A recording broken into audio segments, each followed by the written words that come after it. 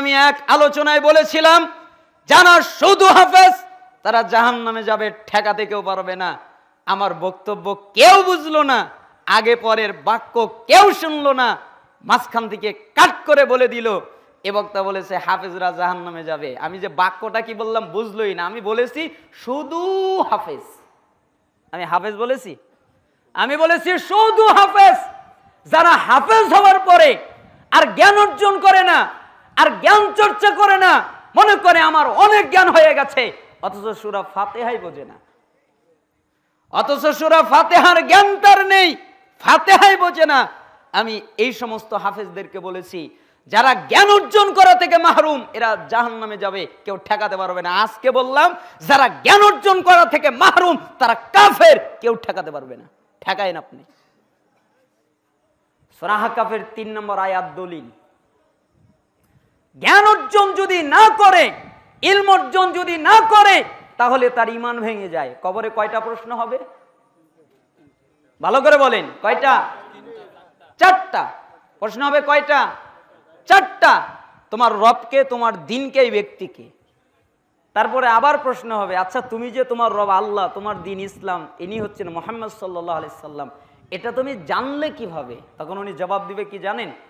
Karatu কিতাবাল্লাহ, আমি আল্লাহর কিতাব পড়েছি, ফাআমানতু বিহি, অতঃপর তার উপরে ঈমান এনেছি, ওয়া সাদ্দাকতু, এবং তাকে সত্যে পরিণত করেছি। এখানে কি আছে খালি তেলাওয়াত করেছি? কি বলেছে? আমি আল্লাহর কিতাব পড়েছি। আচ্ছা ওই ব্যক্তি কিভাবে বুঝলো যে এর উপর ঈমান আনা লাগবে? কারণ সে বুঝেছে, তাই না? তার মানে আল্লাহর কিতাব বুঝে পড়েছে, এরপরে আমি ঈমান এনেছি এবং আল্লাহ যা বলেছে তা আমলে পরিণত করেছি। তার মানে আমি বুঝেছি যে আল্লাহ এই কথা বলেছেন, এরপরে আমি ওই কথা অনুযায়ী আমল করেছি। তার মানে মানব জাতি ধ্বংস হয়ে যাওয়ার যৌথ কারণ, তার ভিতরে একটা গুরুত্বপূর্ণ কারণ হচ্ছে জ্ঞান অর্জন না করা, ইলম অর্জন না করা। যারা জ্ঞান অর্জন না করবে, যারা ইলম অর্জন না করবে, তারা ধ্বংস হয়ে যাবে, তারা ধ্বংসপ্রাপ্ত। তা আপনারা কি বুঝলেন? ইলম অর্জন করতে হবে? ভালো করে বলেন, করতে হবে? সবাই রাজি আছেন ইলম অর্জন করতে? সালাতের ওয়াজিব কি জানা নেই, সালাতের রুকুন কি জানা নেই, সালাত ভঙ্গের কারণ কি জানা নেই, তা আপনি কিভাবে বুঝবেন আপনার সালাত আছে না গেছে? আপনি যে মুসলমান হলেন, ঈমানের শর্ত কি জানা নেই, অথচ আল্লাহ তাআলা বলেছেন ফাআলাম আন্নাহু লা ইলাহা ইল্লাল্লাহ। তুমি আগে জ্ঞান অর্জন করো, এই জ্ঞান যে আল্লাহ ছাড়া সত্যিকার কোনো মাবুদ নেই। তার মানে আগে তুমি লা ইলাহা ইল্লাল্লাহর জ্ঞান অর্জন করো। তো লা ইলাহা ইল্লাল্লাহর শর্ত জানা নেই, লা ইলাহা ইল্লাল্লাহ কি কারণে ভেঙে যায় এটা জানা নেই, তা আপনি কিভাবে বুঝবেন আমার ঈমান আছে না গেছে? এর একমাত্র কারণ হচ্ছে জ্ঞান অর্জন করা। একমাত্র কারণ, বাঁচার পথ হচ্ছে জ্ঞান অর্জন করা। যারা জ্ঞান অর্জন করবে তারা বেঁচে যাবে, তারা রাস্তা চিনবে। যারা জ্ঞান অর্জন করবে না তারা ধ্বংস হয়ে যাবে, তারা অন্ধকারে নিমজ্জিত হয়ে যাবে। তাহলে 2টা কাজ বললাম, একটা কি করবেন না? শিরিক করবেন না। আর একটা আদেশ করলাম, জ্ঞান অর্জন করুন। তার মানে জ্ঞান অর্জন করবেন, প্রয়োজনীয় জ্ঞান। আপনি যখন যে ইবাদত করবেন, ওই ইবাদতের জন্য প্রয়োজনীয় যে জ্ঞান, ওই জ্ঞান আপনি অর্জন করবেন। এটা আপনার উপরে ফরজ। আল্লাহ তাআলা যেন আমাদেরকে জ্ঞান অর্জন করার তৌফিক দান করেন এবং অজ্ঞতার অন্তর্ভুক্ত যেন না করেন। মানব জাতির ধ্বংস হয়ে যাওয়ার আরেকটি বড় কারণ, আল্লাহ তাআলা যে উদ্দেশ্যে মানুষকে প্রেরণ করেছেন ওই উদ্দেশ্য পূরণ না করা। আচ্ছা বলেন তো, আল্লাহ তাআলা আপনাকে কেন পাঠিয়েছেন? ইবাদত করার জন্য, তাই না? এ কথাটা কিন্তু ভুল। শুধুমাত্র তার ইবাদত করার জন্য। কে ইবাদত? শুধুমাত্র, কেবলমাত্র, একমাত্র কার ইবাদত? আল্লাহর ইবাদতের জন্য। 6 তলা বিল্ডিং করবেন এই কারণে, 10 তলা বিল্ডিং করবেন, 4টা দামি গাড়ি কিনবেন, দামি দামি জিনিস আসবাবপত্র ব্যবহার করবেন, বানাবেন, এই কারণে আল্লাহ পাঠিয়েছেন? কেন? ওমা খালাকতুল জিন্না ওয়াল ইনসা ইল্লা লিয়াবুদুন। আমি মানব জাতিকে আর জিন জাতিকে প্রেরণ করেছি একমাত্র, শুধুমাত্র, কেবলমাত্র তারা একমাত্র আমার ইবাদত করবে। এই জন্যে একমাত্র কার ইবাদত করবে? লিয়াবুদুনের অর্থ কিন্তু তাওহীদ প্রতিষ্ঠা করা, আর তাওহীদটাই হচ্ছে একমাত্র। আল্লাহর জন্য ইবাদত, আল্লাহর জন্য সালাত, আল্লাহর জন্য জিকির আজকার, আল্লাহর জন্য হজ, আল্লাহর জন্য উমরা, আল্লাহর জন্য কোরআন তেলাওয়াত, আল্লাহর জন্য কুরবানি, আল্লাহর জন্য ব্যবসা, আল্লাহর জন্য দুনিয়ার সব কাজ, হালাল কাজ করব। কাকে সন্তুষ্ট করার জন্য? আল্লাহকে। এটাই তাওহীদ। তাহলে আল্লাহ তাআলা কেন প্রেরণ করেছেন?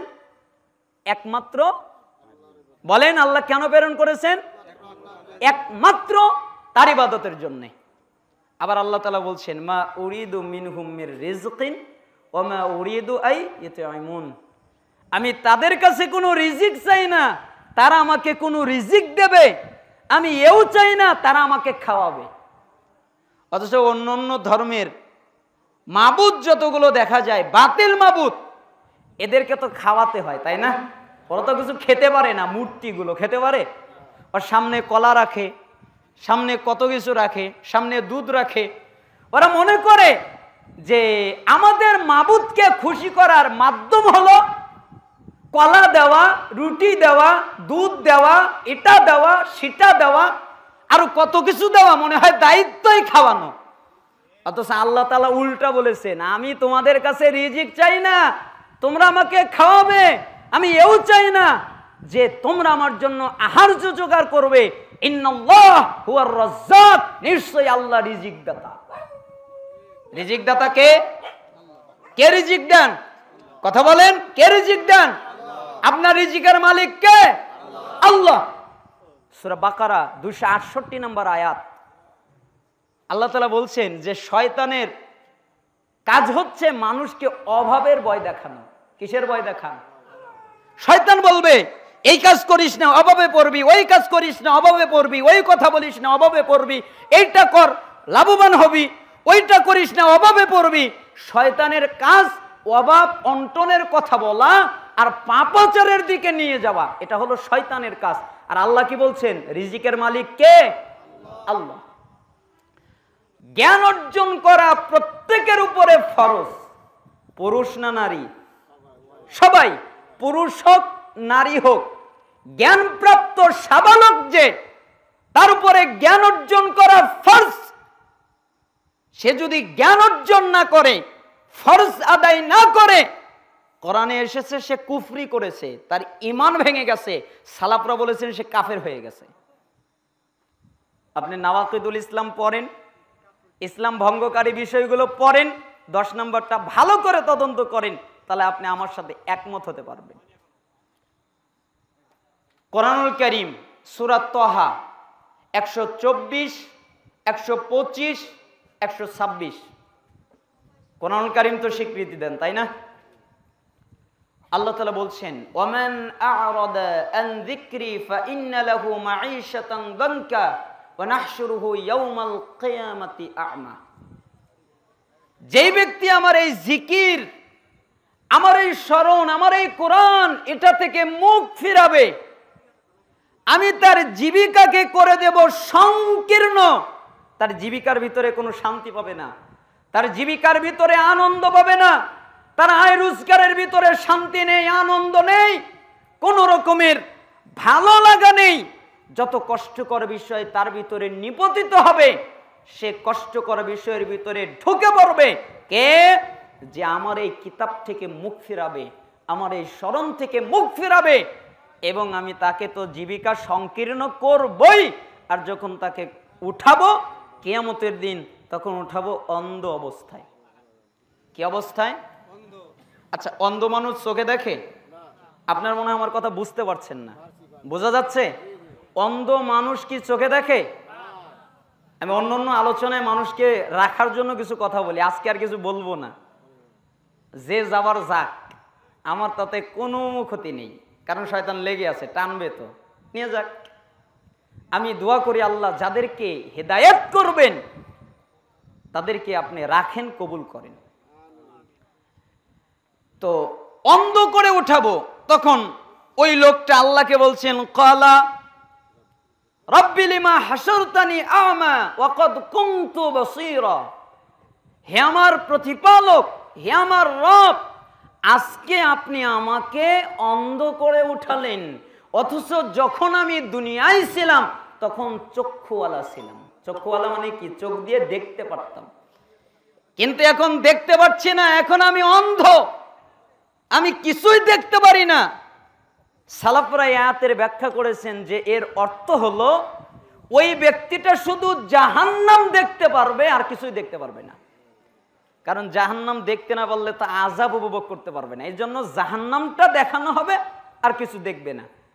তখন ওই লোকটা আল্লাহকে বলবে, আমি তো দুনিয়ায় চক্ষুওয়ালা ছিলাম, আজকে কেন অন্ধ? আল্লাহ তাআলা বলবেন, ক্বালা কাযালিকা আতাতকা আয়াতুনা ফানাসিতাহা ওয়া কাযালিকাল ইয়াওমা তুনসা, তোমার সামনে যখন আমার নিদর্শন, আমার আদেশ, আমার বাক্যাবলী এসেছিল, তখন তুমি আমার কোরআন থেকে যেভাবে মুখ ফিরিয়ে নিয়েছিলে, আজকে একইভাবে আমি তোমার থেকে মুখ ফিরিয়ে নিলাম। আচ্ছা, আপনারা বলেন তো, ফতোয়া আপনারাই দেন, আল্লাহ যদি কারোর দিক থেকে মুখ ফিরায়, আল্লাহ তাআলা যদি কাউকে দেখতে না পারে, জান্নাতে যাবে, তাই না? আপনারা কি মনে করেন? জাহান্নামে যাবে, তাই না? জান্নাতে যাবে, না হলে জাহান্নামে যাবে, তাই না?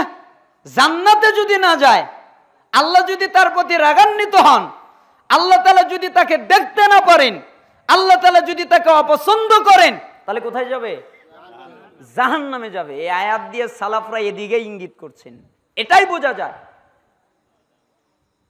কোরআনুল কারীম সূরা যুখরুফ 36 নম্বর আয়াত, আল্লাহ তাআলা বলছেন, ওয়ামাই ইয়াশু আন যিকরির রহমান নুকাইয়িদ লাহু শাইতানা ফাহুয়া লাহু কারিন, যেই ব্যক্তি আমার এই স্মরণ থেকে মুখ ফিরাবে, কোরআন বুঝবে না, আমি যা আদেশ নিষেধ করেছি এগুলো থেকে মুখ ফিরাবে, আমার জিকির থেকে, আমি তার সাথে একটা শয়তানকে লাগিয়ে দেব। ফাহুয়া লাহু কারিন, ফলে হয়ে যাবে সে তার সাথী, হয়ে যাবে তার সঙ্গী, হয়ে যাবে তার বন্ধু। যেই ব্যক্তি কোরআন তেলাওয়াত করে না, যেই ব্যক্তি আল্লাহর স্মরণ করে না, যেই ব্যক্তি আল্লাহর কোরআন বোঝে না, এই প্রত্যেক ব্যক্তির সাথে শয়তান লাগিয়ে দেওয়া পার্মানেন্ট ভাবে, যে তাকে আল্লাহর ভালো কাজ থেকে বাধাপ্রাপ্ত করবে। শয়তান কি আপনাকে ভালো কাজ করতে দেবে? শয়তান সবসময় খারাপ কাজ করতে বলবে না, এটা করো সেটা করো। আর শয়তান হয়ে যাবে সঙ্গী, শয়তান হয়ে যাবে বন্ধু কে? যেই ব্যক্তি আল্লাহর জিকির কোরআন থেকে মুখ ফেরাবে। সূরা সাজদা 22 নম্বর আয়াত, আল্লাহ তাআলা বলছেন, ওমান আযলামা মিম্মান যুকিরা বিআয়াতি রাব্বিহি সুম্মা আ'রাদা আনহা ইন্না মিনাল মুজরিমিনা মুনতাকিমুন, ওই ব্যক্তির চেয়ে বড় জালেম, ওই ব্যক্তির চেয়ে অত্যাচারী, ওই ব্যক্তির চেয়ে জুলুমকারী কে? যেই ব্যক্তিকে আল্লাহর কিতাব দিয়ে উপদেশ দেওয়া হলে ওইখান থেকে মুখ ফিরিয়ে নেয়। শোনো, আমি আল্লাহ অপরাধীদের কাছ থেকে প্রতিশোধ গ্রহণকারী, আমি অপরাধীদের কাছ থেকে প্রতিশোধ গ্রহণ করব। তার মানে যারাই আমার কথা থেকে মুখ ফিরায়, আমি তাদের কাছ থেকে প্রতিশোধ নিব। তাহলে আয়াতগুলো দ্বারা কি বোঝা যাচ্ছে? যারা কোরআনুল কারীম বোঝে না, আল্লাহর জিকির স্মরণ করে না, তাদের বিপক্ষে, তাই না?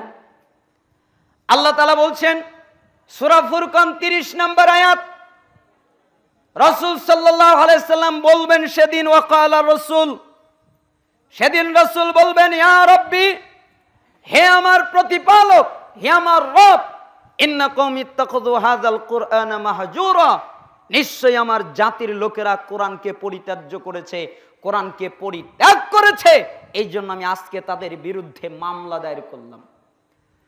যারা কোরআন বুঝার চেষ্টা করেনি, যারা কোরআন জানার চেষ্টা করেনি, যারা কোরআনের আদেশ নিষেধ বুঝার চেষ্টা করেনি, এরা পরিত্যাগকারী। ইবনে তাইমিয়া রাহিমাহুল্লাহ বলছেন, যারা শুধু তেলাওয়াত করে এরা কোরআন পরিত্যাগকারী, যারা শুধু হিফজ করে এরা কোরআন পরিত্যাগকারী। কোরআন গ্রহণকারী কে? যে কোরআন তেলাওয়াত করে, কোরআনের প্রতি ঈমান আনে, আল্লাহ যা পালন করতে বলেন তা পালন করে। 10টা আয়াত শিখতাম, তারপরে 10টা আয়াত আমল করতাম, তারপরে 11 নম্বর আয়াত শিখতাম, তাই না? 10টা আয়াত যতক্ষণ পর্যন্ত আমল না করতাম 11 নম্বর আয়াতে আমরা কখনো যেতাম না। এবার দেখেন সূরা আহকাফ 3 নম্বর আয়াত, আল্লাহ তাআলা বলছেন ওয়াল্লাযীনা কাফারু, এবং যারা কাফের। কি এখানে কি অস্পষ্ট না স্পষ্ট? ওয়াল্লাযীনা কাফারু, এবং যারা কাফের, আম্মা উনজিরু মুরিদুন, তাদেরকে যে বিষয়ে সতর্ক করা হয়েছে ওই বিষয় থেকে তারা বিমুখ, মুখ ফিরিয়ে রাখে, এরাই কাফের। যাদেরকে আল্লাহ আদেশ করেছেন এগুলো পালন করে না, এগুলো বাস্তবায়ন করে না, কোরআন বুঝার চেষ্টা করে না, এই জন্য